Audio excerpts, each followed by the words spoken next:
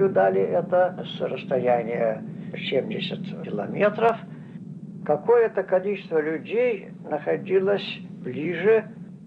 Одного солдата, находившегося в канаве, засыпало песком, и один солдат погиб.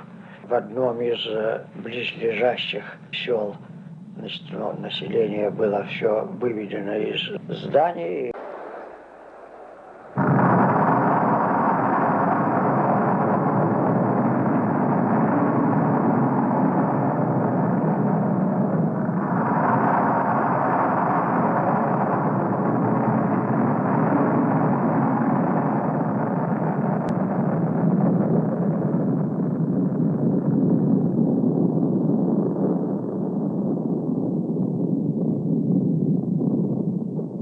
Так взрыв выглядел из города Курчатова, центра Семипалатинского полигона.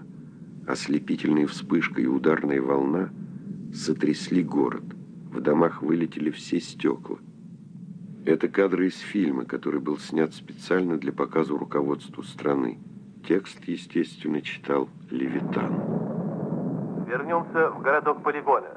Сейчас и сюда подойдет ударная волна. Вы видите группу людей, стоящих на дороге? Находясь далеко от места взрыва, они чувствуют себя спокойно.